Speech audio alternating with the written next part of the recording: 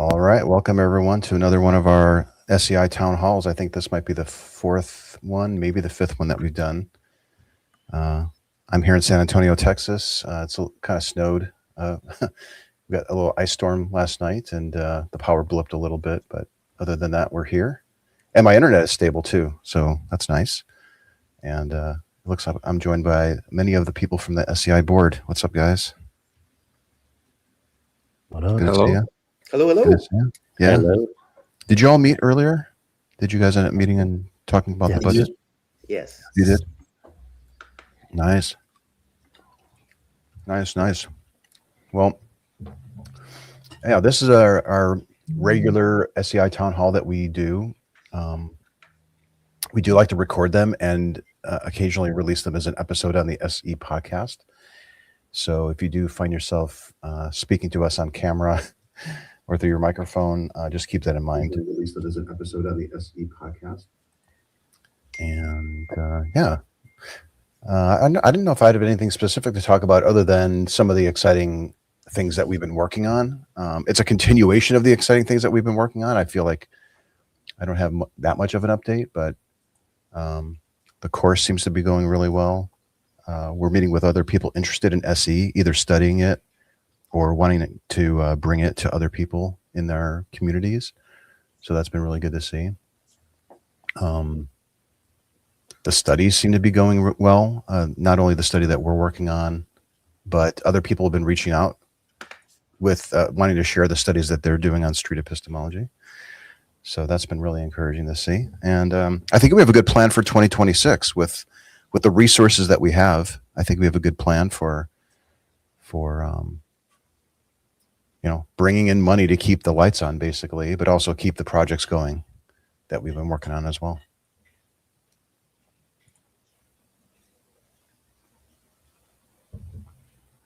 Yeah, want to talk about the new coaching program? That's pretty good. Yeah, as a matter of fact, I invited Nathan Ferguson to join us in case he wanted to come in, but well, thank you.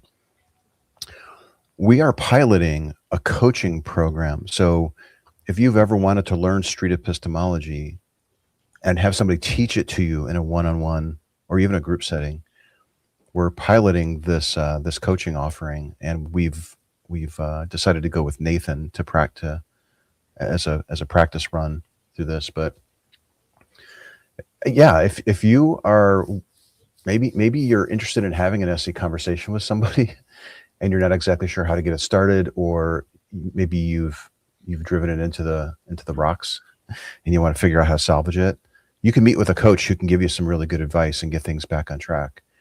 And if this pans out and there is a market for it, it could be really good for SEI, because the plan is that we would take a small cut of anything that the coaches bring in.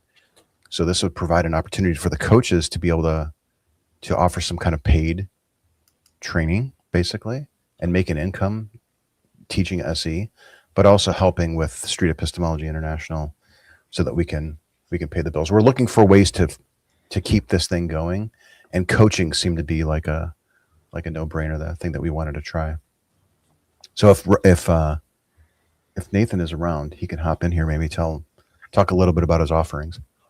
But we'll see how it goes. I would love it if it takes off.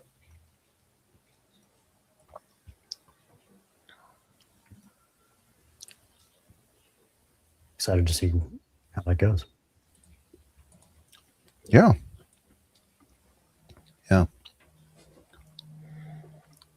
We have a George here in StreamYard. George, if you have a camera, that would be great. But we can just bring him on to have him ask a question, I guess. Yeah, Want to do that? that'd be great. All right. Hey, George, come on up. Here we go, George. And I do see some comments from the audience too. We'll get to those. So if you don't want to come on camera, we'll read your question and then we'll answer it. No pressure. Hey, George. Hey guys. I didn't really have a formal question. I was just tuning in to see what's going on, getting a pulse of things. By the way, this is George from the Street Epistemology Discord server. Oh, great. So I saw the announcement there and I was just checking it out. But yeah, I didn't have any formal questions. So this is kind of my first time actually being a part of the town hall here. after a while. So yeah. Okay, cool. What's There's your also a favorite- YouTube link if you want to just watch. But now that you're here, feel free to ask us anything. Yeah, so I wasn't here when Ragnar asked how is SEI thinking about the current health of the SE communities on social media? Was that already addressed in some fashion? Or if not, that's a good question, I think. Not yet, but now that you bring it up, here it is. What are we thinking? Yeah, and by the way, George, I personally appreciate all the work that you're doing on the SE Discord server. I know that that's not easy managing that. And it seems like you're trying to, the sense that I get is you're trying to figure out a way to automate some of the moderation of the server, which is really cool to see.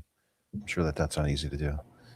Yes, and I appreciate that. Thank you. And yeah, Ragnar as well has been fantastic. And I really appreciate his efforts too. So I'm gonna give him a shout out as well. Yeah, absolutely. So the question is, how is SEI thinking about the current health of the SE communities on social media? It seems like it's been healthier to me, if you ask me. But that's been the case for most of my social media groups. I don't know, like it's flattened across the board. So it's kind of hard to say if that's like an SE thing. Maybe it is a little bit. I'd give it a C, maybe a C minus, if I were to grade it. But I've seen it higher. What do you guys think? I would add that in general, SEI has been trying to remain neutral with regards to managing SE communities. We're trying to support active communities, but we're trying not to control them or, manage their health.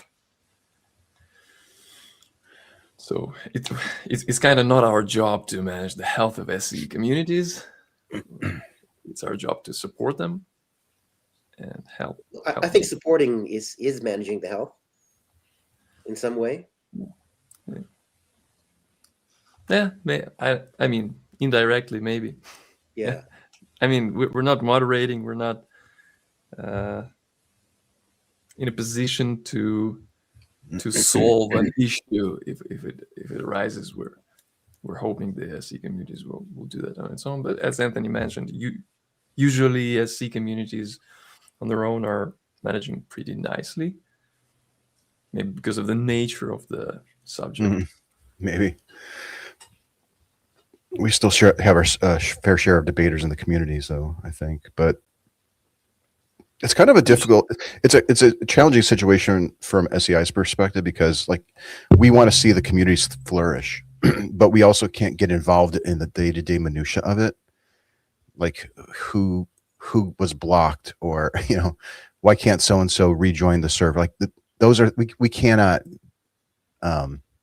yes, I am holding a seance. Thanks. Digital Gnosis. Okay. I was going to make a joke, but I can't think of one. But so, you want to see those communities flourish, but also you don't want to get involved with them. And the best that we can do really is to support it. So like we might boost a Discord server and put money towards that. Or in the case of you, George, I think you might be developing some tools to automate the moderation process. If there's an expense with that, SEI would be perfect for covering that expense. So we can help grease the wheels, so to speak, but it could really prevent us from achieving our broader mission of promoting SE tools if we got too involved in the minutia of the day-to-day. But yeah, the communities are nice to see when they're flourishing, and it's kind of sad to see when they're not. But I also try to look at a big picture thing. Like my view is that SE will be around, whether the communities are flourishing or not. And while it'd be nice to see a flourishing SE community like we did back in the day, it's not discouraging me from wanting to keep developing it, promoting it. Like I feel like that's going to come around. That will always, there will always be a community element to SE. But as far as how much SEI needs to get involved in that, it's hard to say. Yeah, personally, from what I've noticed, I do think the political climate is making people more charged than usual, kind of coming into things after that 5 years of kind of being having to take a step. I've taken a step back and sort of let Ragnar take over. But now that I'm stepping back in, it does seem like the political climate makes things a bit more tricky managing at least the SE server as of late. But again, I do agree that I think it's not terrible, and I'm hoping to improve it. And it is nice to hear that you guys are willing to support where possible. So thank you. For sure.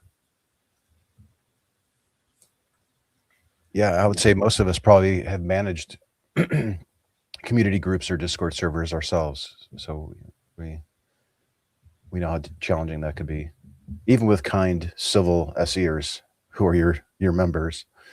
I'm sure you'll still have your challenges. Oh yeah, absolutely. Just managing any community is hard. Yeah, There's just no way around it. yeah, even an SE one. So Yeah. George, do you want the community to grow, right? Oh, 100% in alignment there. Yes, I would Yeah. love for it to grow. Yeah. So what do you think is needed for it to grow? That's something I'm actually still trying to analyze myself, and I'm very curious of critiques that folks might have, because I'm open to hearing what people think it may take to help it grow and to help it flourish and to have more productive conversations. I do hear complaints lately that there's not much SC going on. I'd love for there to be more SC going on. But I also don't know if it's just sort of the nature of, and perhaps you guys can give feedback, the nature of these communities, because there's always opportunities for multiple people to join in. And so I don't know if that discourages SC in an online sense, in this community sense more than others. But yes, I'm all for it growing and flourishing. It's still an open question to me as to the best technique and strategies to take to have that happen. I mean, off the top of my head, it would be the regular training sessions that we had, or the practice sessions, I think that they were called. And I think even Ram taught a few of those, if I'm not mistaken. I never did. Yeah. But those seemed to be really popular. When you knew every Saturday at this time, there'd be a dozen people wanting to practice SE. That's for the people who like the group settings. You're going to find people who want to do one-on-ones, I'm sure, that maybe are not comfortable with that. But at least you could still join it and listen and learn. So that would be the first thing that I would consider immediately bringing back. But, you know, you need to find a volunteer who would be willing to do it regularly. Yeah, that makes sense. And that might be something that I have to try to host and can maybe invite people to participate in. So how do people find your server in the first place? That's a good question. I mean, we've had invite links on Reddit, word of mouth. Anthony was a huge boost at some point, and also obviously remains. You folks in general, I'm sure, as you know, it seems sensible also promoting. But yeah.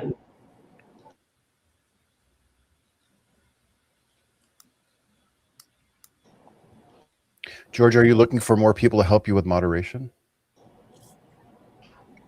At the moment, the way that I'm thinking about it is I would like to, well, getting a pulse on the state of things, trying to understand what people like, what people don't like, trying to figure out ways for people to get along with and have those difficult conversations, and just try not to see others as an enemy, but as just someone they have a disagreement with. So I'm not sure if it's like a chicken and egg thing. I'm not sure if I need to sort those things out first before trying to tackle growth, or first do growth and then try to figure those things out as they happen. But at the moment, it's easier for me to try to figure out with the active participants in the server now, to try to figure out how to mod things in an effective manner by myself, and as people are willing and I deem capable, to also like have human modders. You know, I'm not against that. It's just a matter of like time and energy and you know, unpaid labor. So like trying to basically just figure out, you know, what's the optimal strategy to have things flourish at the activity level we have now, and then figure out some sort of growth, and how to actually have growth occur. So that's kind of how I'm thinking about it right now. Mm-hmm. I was also George, thinking, I have quite a large experience in doing all those things, so feel free to reach out to me whenever. Just saying, yeah. But in general, that I would say there is no ultimate advice how to do these things. Just yeah. be honest, careful, polite in terms of modding, and in terms of growth. Well, yeah, there's not too much you can do, but as Anthony mentioned, having some practice meetups usually helps with the SE communities, just because text SE conversations are not that popular, at least in my experience. Yeah. This might be. Oh, go ahead, And I George. was just going to add that I feel like another slight point of contention is when people see street epistemology server, it's the expectation when they come in, and I guess they expect like master gurus of SE at every corner and every channel. And so I think another big important detail that I want to try to cover is making sure that the intentions the expectations of the server is pretty clear when people that join. That you know, most people joining are not going to be like SE gurus, right? They're kind of just exploring the space for the first time, and you're probably going to have a lot more of the novices, so to speak, than you are to have the experts. Okay. There's always going to be that imbalance. So I think setting that expectation up front is going to also be important to achieve. Yeah, I've been working on this group-based version of SE, Spectrum SE, for a few years as a form of development of SE. But I think text-based SE on public forums like Discord is another ripe area for experimentation and development. So I would encourage anybody to just play around with potential ways to improve that situation. Understood. I like what you were saying there about goals, George, because I was going to recommend, and my recommendation, like for the longest time, has been giving people a path to go to when they get to the Discord server, the SE Discord server that you manage, depending on their level of familiarity with SE, whether they're novice or intermediate or expert. But now I'm wondering, maybe it should be based on their goals. You know, if your goal is to learn the basics of SE, then you go here. If your goal is to practice it, you go here. If your goal is to debate a contentious topic where you're not necessarily using SE, then go here. If it was more clear, like where you go in the server, depending on your goals, that might clear up a lot of confusion and keep people staying around longer. That's a good point. And I'm going to look into what it's like when a user first joins, and maybe rethink some of the channel system so that when you join, you can kind of pick your interests. And then depending on the interests you pick, those are the channels you focus on to begin with. I've also thought about, but not 100% sure on it yet, is like trying to gamify SE in some fashion. Maybe people can rate people's conversations and they can rank up, and maybe then using that rank to decide sort of what channels you get access to. But I haven't formalized anything That's yet. a good idea. Yeah. There was the SE card game. People don't remember these kinds of things. We did think about gamifying, and there was an SE card game that was created. So it's a way of engaging. That's a really good idea. Well, thank you for the encouragement. Maybe I'll actually spend some time on that idea a bit more. Yeah. No, I definitely pursue the gamification of it. That has legs, I think. And there might even be a way to integrate it with certain things. So like if somebody is recognized for helping somebody 5 or 10 times, maybe they get a badge, or I don't know. We could possibly also link it to the course. You know, we've developed the Navigating Beliefs course. And if you complete modules 1 through 6, you get a certificate of completion. I'm brainstorming here, but like theoretically, we could link these two systems so that, you know, any SE community has the option of linking to course performance or course progress, and then have that reflected in your avatar, so that when you're on your server, George, like a visitor or could get reassured that the person that they're speaking with has some kind of qualifications behind their name. I mean, But- yeah, that'd be really cool. I think, yeah, if we could do that. So yeah, we can think about that some more, the ins and outs, the pros and cons. But yeah, I can think of some cons as I'm saying it. I was thinking some negative things. Yeah. Okay. I'm now going to complain because this person has the badge saying that they've been trained in Potentially, SE, that's exactly the first thing that and came they're to my still mind. giving me bad advice, right? Two things that came up during the development of that gamifying exercise was one, you can get into trivial claims, and it's okay from a practice perspective to practice with non-contentious topics and that type of thing. But of course, SE shines when you do apply to more serious topics, and so gamifying tends to gives it a kind of a trivial context, and so I hope people don't come to the mistaken impression that SE is really for a little unimportant topics, because it's exactly the opposite. I hear you. Yeah. Okay. Anything else for George here? We can move on to the next question, probably. Do you have anything else you wanted to leave us with, George? No, I appreciate the time, and I guess the other question I would have is, how often is this occurring, this event? How often do we do this? Yes. We tend to do it once every Quarter. once every quarter, once every 2 quarters. And normally we hold this on your Discord server. You probably noticed. I heard you talking about it earlier, but yeah, we're streaming it from StreamYard today. Okay. But, yeah. I'll keep that in mind. So I appreciate y'all's time. Thank you. Okay. Yeah, join us again. Yeah, maybe you can give us an update the next one. That'd be awesome. 100%. Mm-hmm. Cool. 100%? Okay. Interesting. SE humor. Let's see humor there. That's the humor at its finest. Was there another question that I'm missing? Did anyone say 100%? Smells like 100%. Yeah. People are just talking about their experience moderating communities. It's definitely not easy.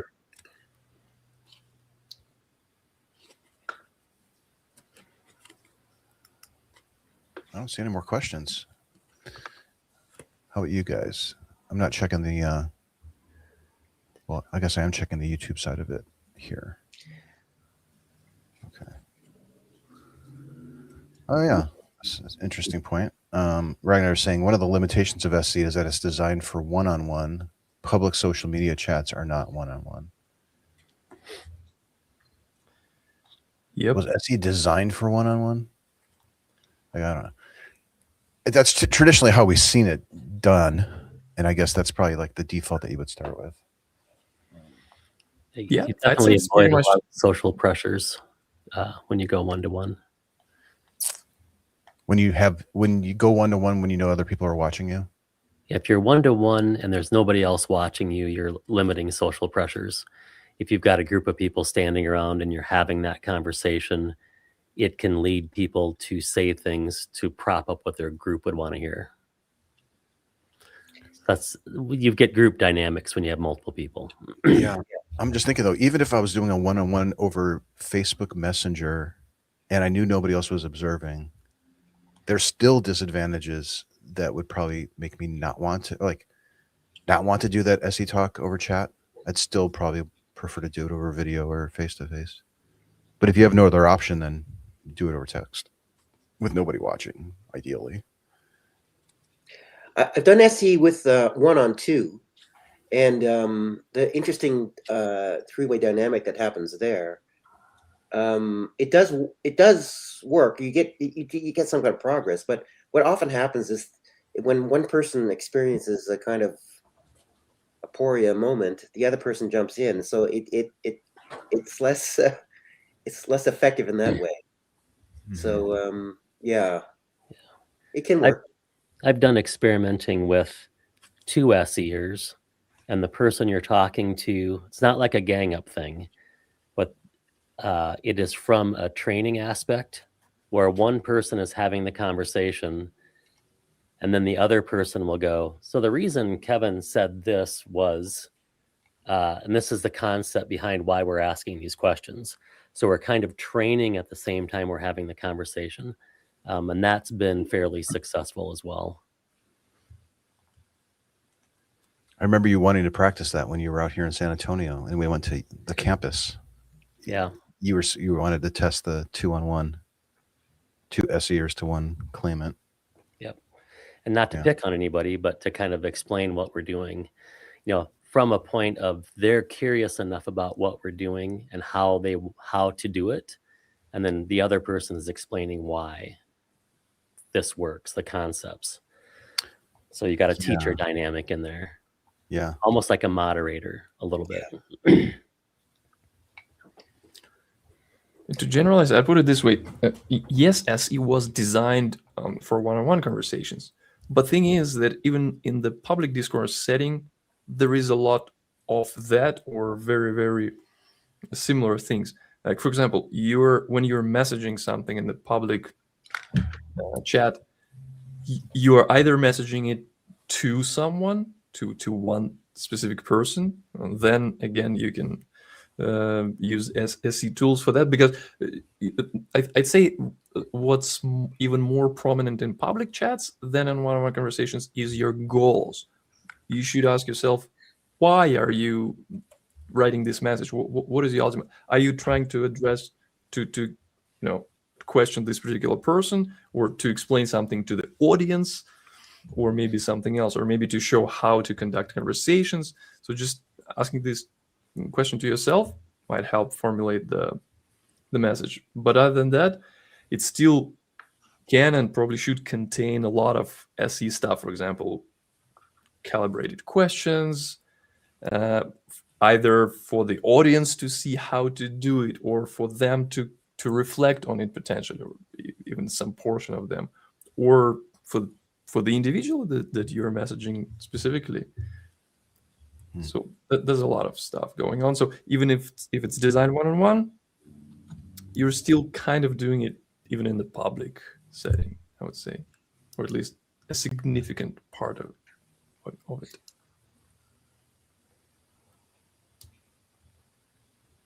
Yeah. Okay. I've got a suggestion. Go ahead, because I'm going to talk about the crash course stuff that we were talking about. But go ahead, Robert. Sorry. I've got a bit of an interesting little exercise. I don't know if this is useful or not. It's a kind of a pull back the curtain game, which is I've gone through some back recordings of the Navigating Beliefs Development, and I have like 1-minute clips. I have a few 1-minute clips, and the task in this game is to ask the board members here, when did this occur? Why though? I feel like this is a trap. Yeah, I feel like it. I'll put the first one in the chat, I guess.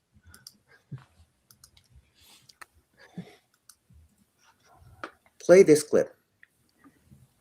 Play it. Okay, hang on. You want to set it up first, Robert, or just play it? We're just going. It's a 1 minute of a piece of during the development of Navigating Beliefs, and I would ask, just give me a year and a month. Just Okay. Oh, there it is. Oh, is this the course thing? Yeah. Just play it. Play this. When did this happen? What's the date on Yeah. it? Which we could also list the goal, the general goal of SE is to help people reflect on the robustness of the method that they use to have a high degree of confidence that something is true while simultaneously maintaining rapport throughout. Like that could be a definition of SE, right? Yeah, there. let's- and then, I- yeah, which we could also list. 2021. Wow. 2021. Well, that's what it said in the top left-hand corner of the video Okay. clip. Are you reading the thing? Where is it? When it was playing, it showed it. But Oh, now okay. it's gone. There. Oh yeah. I was going to say either 2020 or 2021, yeah, because we're discussing the definition of SE, it seems, and the one that Anthony mentioned, it's similar to what we have now, but it's sounds like an unrefined version of our current SE definition. Okay. It was a little wordy, but most of the elements were there. Yeah, Yeah. Over there. What was your both point, of the Robert? elements were You want, there. you want to do another one? Sure. Take a trip down memory lane. These are videos from the course development project for anyone wondering. We record damn near every meeting that we have. And Here goes. I would have guessed that was earlier, honestly. I didn't think we had the definition of SE done. Try not to peek next time. Okay. If possible. Yeah.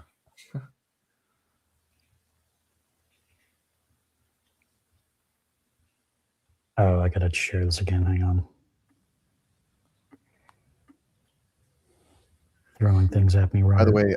way, Graf Seisma asks, who are these young people? Oh my god. Oh, thank Excited. you. Are you saying the course has aged us a little bit? 5 years ago. We've been working on that thing we started in October of 2020.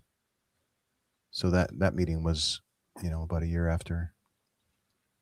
Let's see if this works. All right. And that glossary, do you think it can link out of the document, or should all the definitions be within the document? It could link to a separate document, and then you could just have every single document link to the acronym link, and then it would make it less of a pain in the ass to update.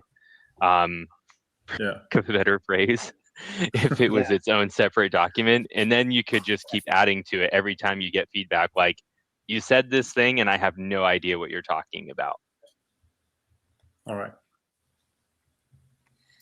That's discussing the idea of having a glossary with links in the course. Well, that also seemed like the very beginning of our course development project, maybe 2020. 2020? When in 2020? We started, I think, in September, around that time. So I'd say it might be December, October. Yeah, it was November of 2020. That was an excerpt from the kickoff meeting of the Project SE.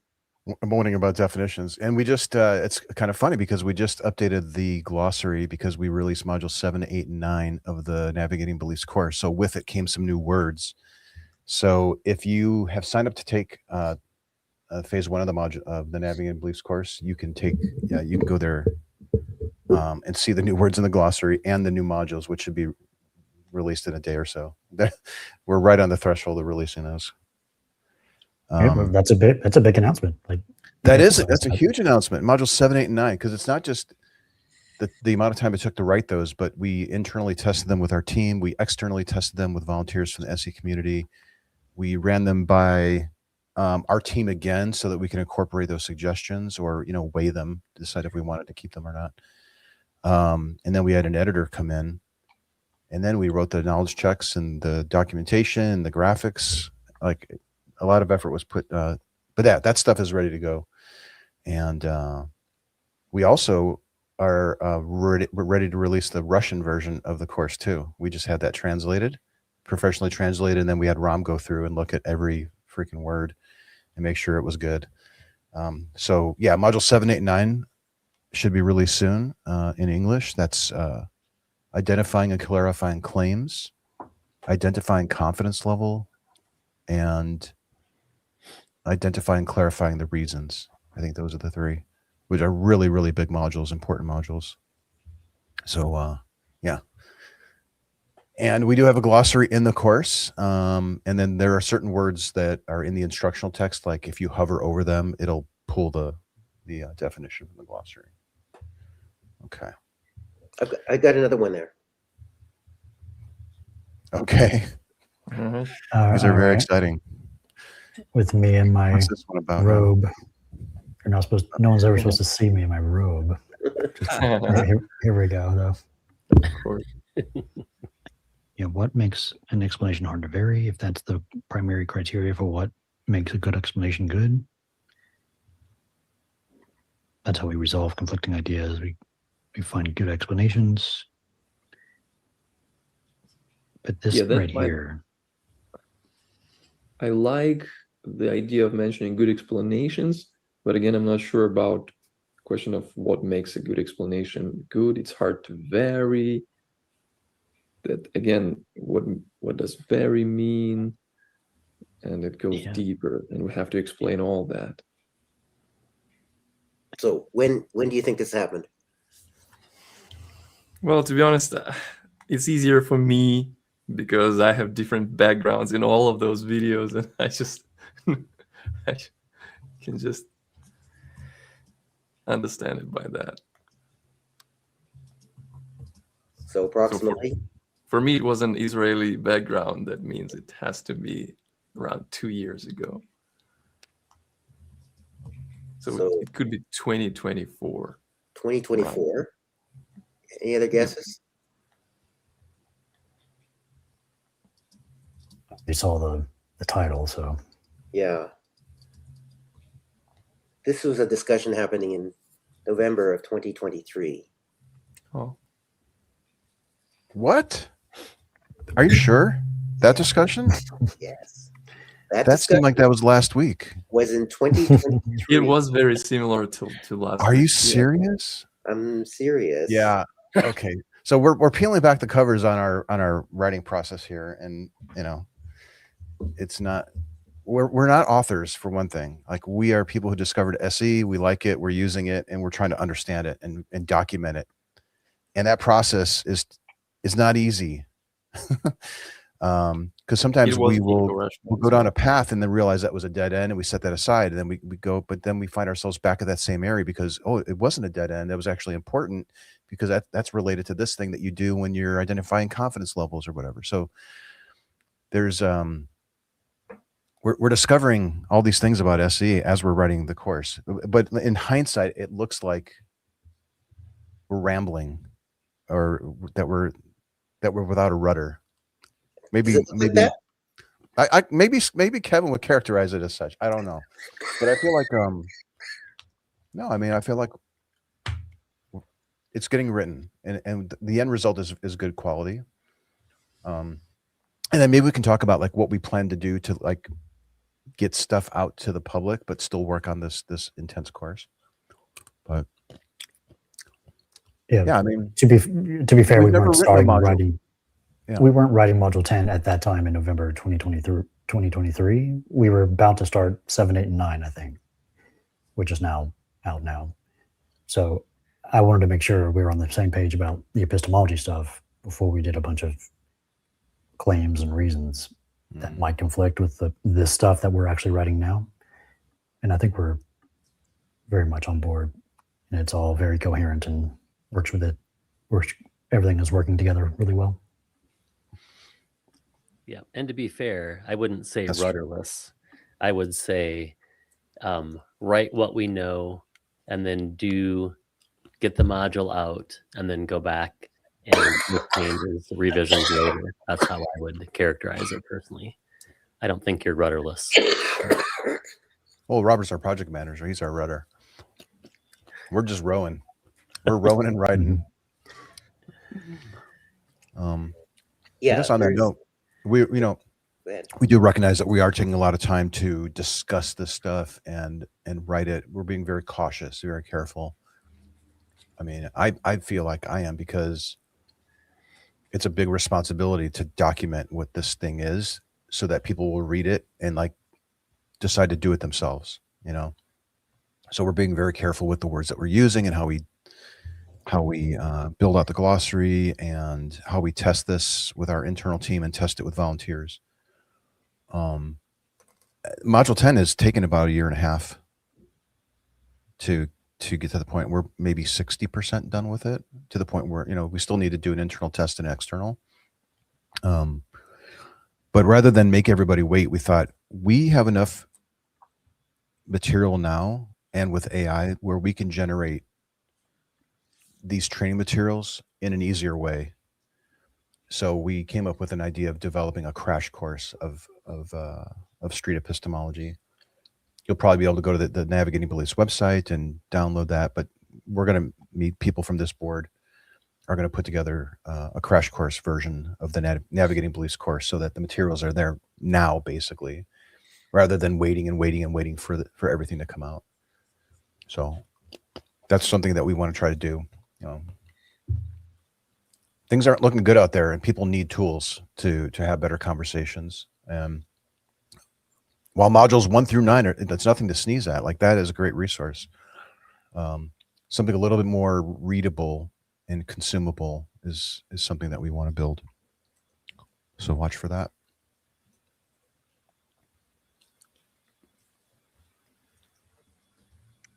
Do you want to give a bit of a preview of module 7, 8, and 9? Is there a way to do that? We can. I'm trying to think of the best way to do that. Can you log into your Kajabi? I can, but it's the back end, and I'm logged into it right now. It's just, I guess I could do it. Yeah, I could probably do that. Just give me a second. Just preview. Yeah. You'll have probably. Oh, here we go.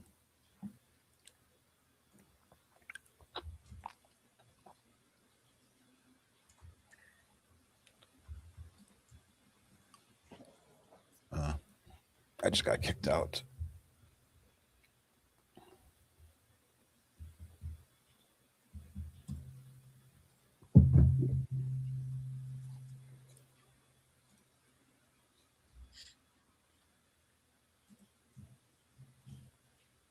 Yeah, I don't think I could show it really good right now, unfortunately. Yeah, sorry. Can't get to it right now. But 7, 8, and 9, yeah, I mentioned what they are. 7 is claims, 8 is confidence levels, 9 is reasons. And then those modules are considered part of phase 2. So they're the second half of the course. If you recall, modules 1 through 6 was the first half, and you would get a certificate of completion.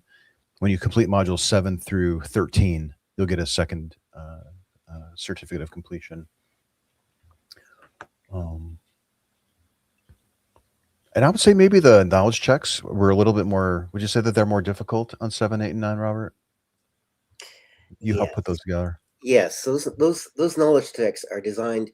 They are self checks, right? They're it's not a test of somebody not being scored or anything, and they're to help you confirm whether or not you understand what you've just gone through. And so the knowledge checks also help learners to detect possible misconceptions that they may have or misunderstandings they may have from the material. And so if you get it wrong, it's because you may have misunderstood some part of the course, and so it can direct you back to where you need to take a look at what that is. So it's very helpful in the overall learning experience of the Navigating Beliefs course. Do you think the crash course will have the equivalent of knowledge checks or practice exercises? We have received requests in the past saying for that kind of thing, that people want to know how well they're doing. If they feel that, if people are, we used to ask people, do you feel how confident you feel SE? And people are saying, well, they're very, very confident. So why do you feel confident that SE? And they didn't have a lot of evidence. So yeah.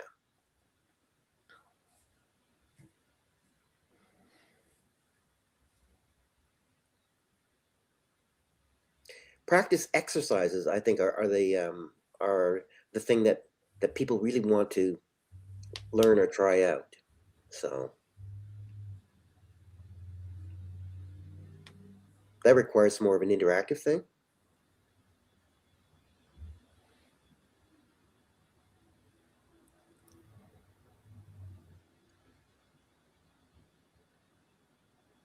Oh, Anthony said he lost power. Guess the weather's getting to him. The snow Looks like is it. that far south. Yeah. We have 8 inches of snow predicted to fall here today. Just today up in Canada. Yeah, today around here.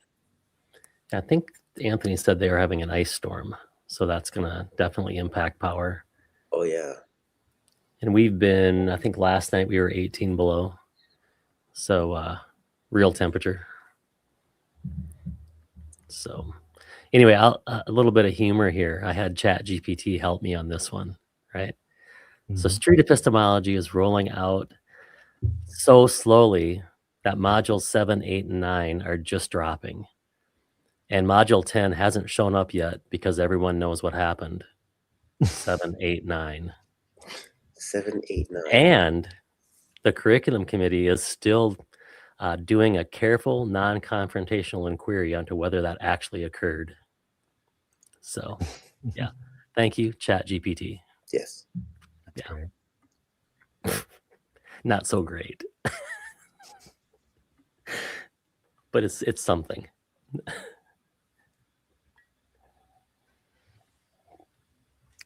Yeah, I think that's right. Tom Payne, the target audience is for people who are very much interested in SE and kind of have a little bit of an idea what it is, but they want to go deeper. The crash course thing we're about to start making we're getting a wider audience interested. I do so. Yep. And conceptually, it'll be a series of shorter videos. That's what we're thinking right now anyway. A series of shorter videos that do explanations of the process all the way through. Maybe 10, 13 videos or somewhere in that ballpark. Maybe 7, 8, 9 minute video. Sorry. That was a callback right there. Sorry. So one of the things that is within the wheelhouse of the SEI is concerned about the quality of SE and people's proper understanding what SE is, because there's like experience of kind of like a Dunning-Kruger thing where people view a few videos and they all of a sudden they know SE and maybe not even had a conversation or two, or maybe had 1 or 2 conversations to say, okay, now they know SE. And so the Navigating Beliefs course is one of the ways in which they can find out if they really do know SE, and what that is. So when people have kind of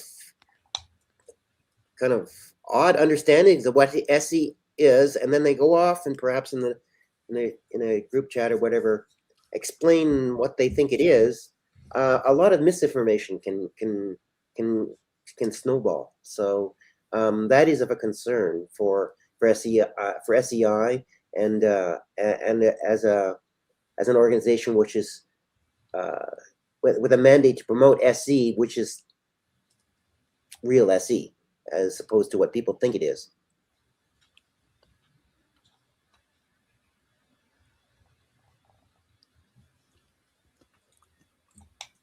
So I don't know if you noticed, but I dropped off for a second there. We lost our power. It blipped. I thought our internet would be down, but it's back up. I don't know. Did you see the question here from Tom Payne? Were you responding to that one? Yeah. Who's the we target? talked about that. Yeah. Okay. Mm-hmm.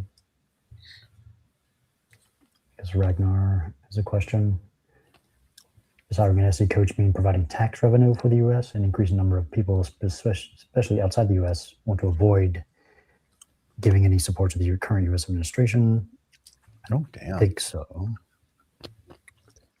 I mean, you'd be providing revenue for us. We're a nonprofit organization. The contractors will have to pay taxes, but what do you Yeah, do so there? we're tax exempt, so I think that severely limits how much money would go to the government. If you want to offset your taxes to the government, feel free to donate to SEI. Ooh, Can we there- say that we are the church of E? SE? Yes.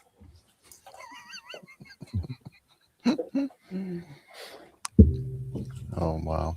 Don't say that. Okay, I'm not gonna say that we are the church of E. SE. We need to strike a design committee for the robes. High Priest Anthony. Oh God! Oh, there we go. I like Rom's design. That's it. That's it. With Reed's robe and Rom's hoodie, I think we're in good shape. How about this one? To be frank, isn't SE a concept of how to engage in a discussion rather than a black and white formula flowchart of what and when to say? There you go. Absolutely. I'd say totally. Absolutely. Yeah. The second you have like a script, well, it might be good, like for you, and get your confidence up and know like where to go and what to ask.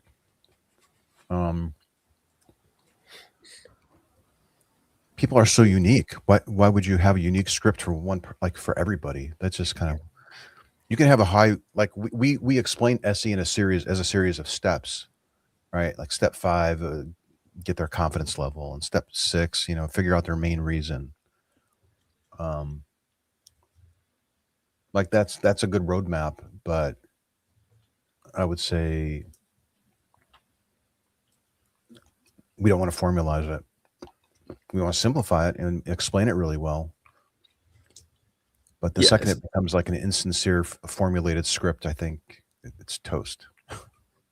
I would say that SE has never been a black and white script or flowchart. The whole flowcharts thing and steps were invented only for educational purposes. They came after mostly for beginners to help them, not to get confused in everything that's happening, but only for that. It was never supposed to be the way.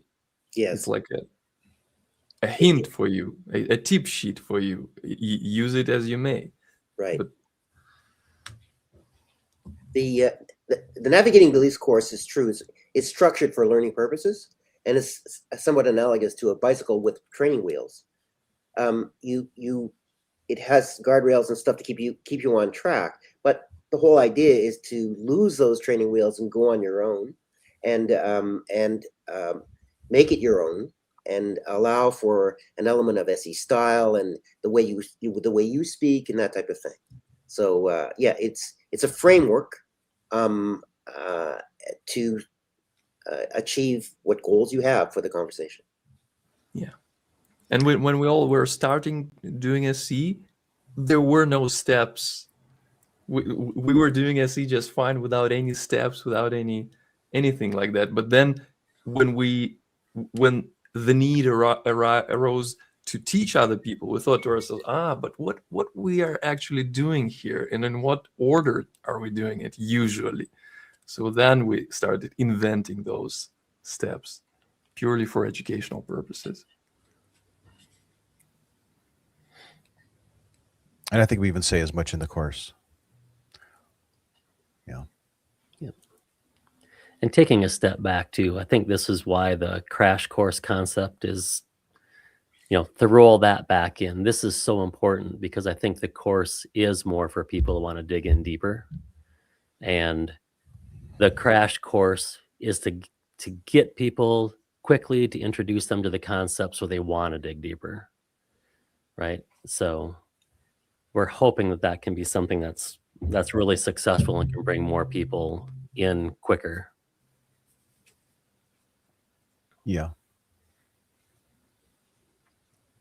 Yeah, the robust course is necessary because we are trying to codify it and standardize it and simplify it and study it. So that piece needed to happen, and is happening. But people need materials now. to boost our conversations. So watch for that. I would argue we needed it 10 years ago, Yeah, but I know. we're doing what we can do to get her Yeah. done. And the AI tools now are to the point where we can, with some good prompting, we can get some good materials out. Yep. And somebody else mentioned too, had asked about a chat bot. There Oh, yeah. was an actual study that was done. A team of people did a study. They created a chat bot and did testing with AI. So I don't know if anybody has the link to that. That might be something that we could paste in here for people to read and look at if they're interested. Data testing with SE, you mean? Yeah, there was that. I can't remember the group. Sorry, Robert, can you mute when you're? Thank you, sir. I thought I was muting. Yeah, the. Am I on mute now? No, you're not. I think you need to change your mic settings to your blue mic or what your Yeti mic, not your MacBook or computer mic. Just on StreamYard. Sometimes your mute isn't muting. Yeah. So I guess I'm talking about the group that actually created a chat bot and did studies. If we have a link to that, Ram has that link, I think. Yeah, if we can paste that in. So scientific studies have happened, which is pretty cool. So Let me grab that. and more are happening. I know there's like a half a dozen that I'm familiar with that are there's the one that we're working on. There's the one that you just mentioned with AI chatbot. There's a study possibly out of Germany, I think, and Turkey, where they want to see if SE can be used to help people reflect on their views of democracy. That's an amazing study. I talked to a student in New York who's preparing a study on SE.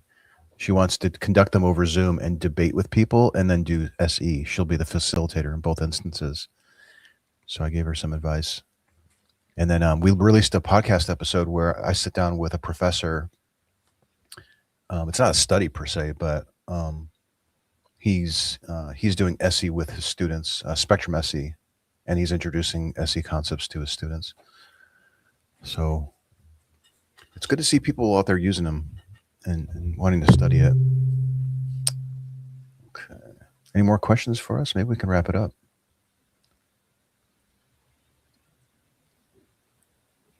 Do we lose Robert permanently? I don't know. Okay. He's back. There he is. He's back. Okay. And he's back as the vice president. Yeah. I'm not sure it was. You're back, Robert. And now you're muted. Can't hear you. Unmute yourself on StreamYard itself. And Roman is here as SEI, but he's actually the president or El Presidente. Yeah. I have my title on mine. There we go. He's back. Okay. So, yeah, I don't know if I have anything more to say other than what we covered. And I think we got all the questions. Was there anything else we need to cover before we wrap it up?